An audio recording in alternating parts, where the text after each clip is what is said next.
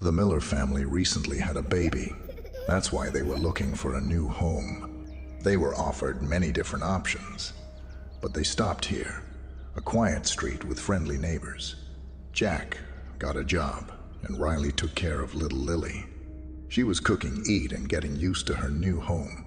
While inspecting the house, she went down to the basement and found a lot of old equipment there, and informed her husband about it. One day, new people appeared in their area, a group of teenagers who settled in a neighboring house that surrendered. At first, nothing unusual happened, but soon began to play loud music. Lily woke up and began to cry. Her parents tried to calm her down and ignored her neighbors. It was nighttime. The music became louder, and the child could not sleep as well as Jack and Riley. Father's patience ran out, and he went to them. He explained the whole situation and asked them to keep the music down. They agreed, but when he came home, he noticed that the music had gotten louder. Then he called the police.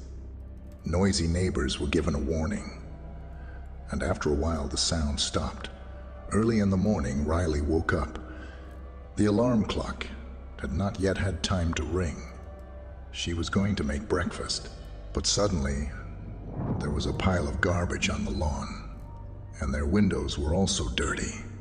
Their whole house looked like a garbage can. When husband woke up and saw this, he told wife that we were gonna figure it out, and that he had to go to work now. Jack went to work, and Riley started cleaning up the mess.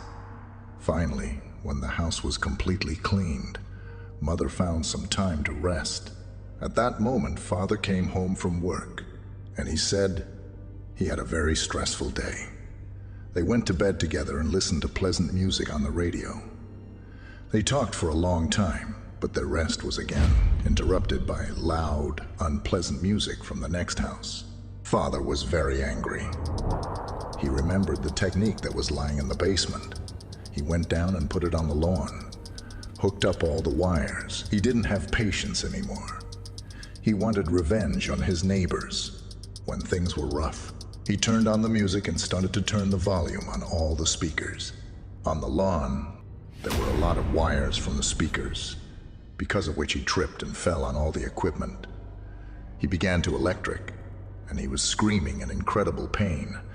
Riley saw it all through the window and was in shock. Jack stopped making noises and moving. All the neighbors came out of their homes. Someone called the ambulance. Someone standing in horror and did not understand what was happening. Everyone thought that he had died. Riley began to weep and blame the annoying neighbors. There was a sound from the mountain of speakers. All the attention became focused on this heap. A bunch of speakers are starting to turn into strong.